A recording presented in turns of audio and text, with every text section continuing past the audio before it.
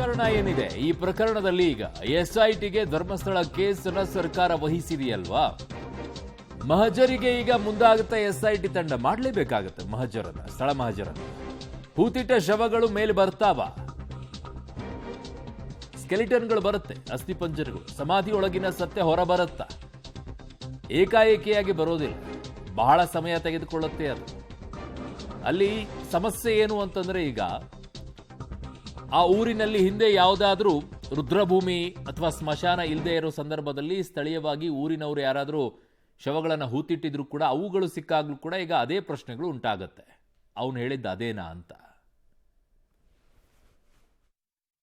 ವ್ಯಕ್ತಿ ಕಂಪ್ಲೇಂಟ್ ಕೊಟ್ಟಿದ್ರು, ಅದು ಕೂಡ ಮೆಜಿಸ್ಟ್ರೇಟ್ ಮುಂದೆ 164 ಸ್ಟೇಟ್ಮೆಂಟ್ ಕೂಡ ಮಾಡಿದ್ದಾರೆ. ನಾವು ಅಲ್ಲಿ ಸ್ಥಳೀಯವಾಗಿ ತನಿಖೆ ಮಾಡಿ ವಿವರವಾದಂಥ ವರದಿನ ಕೊಡಿ ಅಂತೇಳಿ ನಾವು ಹೇಳಿದ್ದು. ಅಷ್ಟರಲ್ಲಿ ಭಾಳ ಜನ ಅದರ ಬಗ್ಗೆ ವೈಯಕ್ತಿಕವಾಗಿ ಮತ್ತು ಬೇರೆ ಬೇರೆ ರೀತಿಯಲ್ಲಿ ಸರ್ಕಾರದ ಬಗ್ಗೆ, ಮುಖ್ಯಮಂತ್ರಿಗಳ ಬಗ್ಗೆ, ನನ್ನ ಬಗ್ಗೆ ಎಲ್ಲ ಮಾತಾಡಿದರು. ಆದರೂ ನಾವು ಅದನ್ನೆಲ್ಲ ಸಹಿಸಿಕೊಂಡು ನ್ಯಾಯಯುತವಾಗಿ ಅಲ್ಲಿ ಏನು ನಡೆದಿದೆ ಅನ್ನೋದನ್ನು ನೀವು ತನಿಖೆ ಮಾಡಬೇಕು ಅಂತ ಸೂಚನೆಗಳು ಕೊಟ್ಟಿತ್ತು. ಹೆಚ್ಚಿನ ರೀತಿಯಲ್ಲಿ ಅನೇಕ ಜನ ಪ್ರಗತಿಪರ ಮತ್ತು ಅಲ್ಲಿ ಸ್ಥಳೀಯವಾಗಿರ್ತಕ್ಕಂಥವ್ರು ಬೇರೆ ಬೇರೆ ರೀತಿಯಲ್ಲಿ ಎಲ್ಲ ವ್ಯಾಖ್ಯಾನ ಮಾಡೋದಕ್ಕೆ ಶುರು ಮಾಡಿದ್ರು. ಇದರಲ್ಲಿ ಸರ್ಕಾರ ಏನು ಮುಚ್ಚಿಟ್ಕೊಳ್ಳೋ ಅಂಥದ್ದು ಏನಿಲ್ಲ, ಅಥವಾ ಸರ್ಕಾರಕ್ಕೆ ರಕ್ಷಣೆ ಮಾಡಬೇಕು ಯಾರನ್ನಾದರೂ ಅನ್ನೋದು ಕೂಡ ಏನಿಲ್ಲ. ನ್ಯಾಯ ದೊರಕಬೇಕು ಅನ್ನೋದು ಅಷ್ಟೇನೇನೆ. ಅದಕ್ಕಾಗಿ ತನಿಖೆ ಮಾಡಿದರೆ ಉನ್ನತ ಮಟ್ಟದ ಸಾಧ್ಯ ಆದರೆ ಉನ್ನತ ಮಟ್ಟದ ತನಿಖೆ ಅಗತ್ಯ ಇದ್ದರೆ ನಾವು ಮಾಡ್ತೀವಿ ಅಂತೇಳಿ ನಿಮಗೆ ಸೂಕ್ಷ್ಮವಾಗಿ ಹೇಳಿದೆ.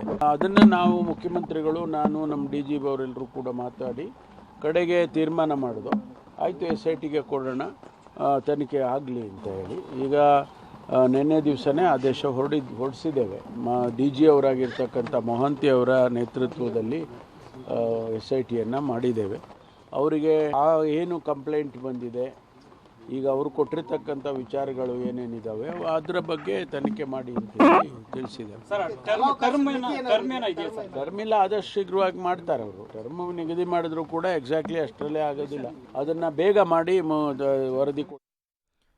ಸೊ ಈಗ ಸರ್ಕಾರ SITಯನ್ನು ರಚನೆ ಮಾಡಿದೆ, ಕರೆಕ್ಟ್. ಆದರೆ ಈಗ ಅದು ಕೋರ್ಟ್ನಲ್ಲಿ ಹೋಗಿ ಅವರು 164 ಅಂದರೆ ಈಗ BNS ಪ್ರಕಾರ 183 ಸ್ಟೇಟ್ಮೆಂಟ್ ಏನು ಕೊಟ್ಟು ಬಂದಿದ್ದಾರೆ. ಕೋರ್ಟಿಂದ ಅನುಮತಿಯನ್ನು ಪಡ್ಕೊಳ್ಬೇಕಾಗುತ್ತಾ ಅಥವಾ ಇಲ್ವಾ SIT ಟೀಮ್ ಅನ್ನುವಂಥದ್ದನ್ನು ನೋಡಬೇಕಾಗಿದೆ. ಯಾಕಂದರೆ ಮುಂದುವರಿಬೇಕಾದ್ರೆ ಅವುಗಳನ್ನೆಲ್ಲ ಆಚೆ ತೆಗಿಬೇಕು ಅನ್ನೋದೇ ಆದರೆ, ಅವರನ್ನು ಕರ್ಕೊಂಡು ಹೋಗಿ ಸ್ಥಳ ಮಹಜರನ್ನು ಮಾಡಿ ಎಲ್ಲ ಆಚೆ ತರಬೇಕು ಅನ್ನೋದೇ ಆದರೆ ಕೋರ್ಟ್ನ ಅನುಮತಿಯನ್ನು ಪಡ್ಕೊಳ್ಬೇಕಾಗತ್ತಾ. ಯಾಕೆಂದರೆ ಸ್ಥಳೀಯ ಪೊಲೀಸರು ಈಗಾಗಲೇ ಕೋರ್ಟ್ಗೆ ಒಂದು ಮನವಿಯನ್ನು ಕೂಡ ಮಾಡಿಕೊಂಡಿದ್ದಾರಂತೆ.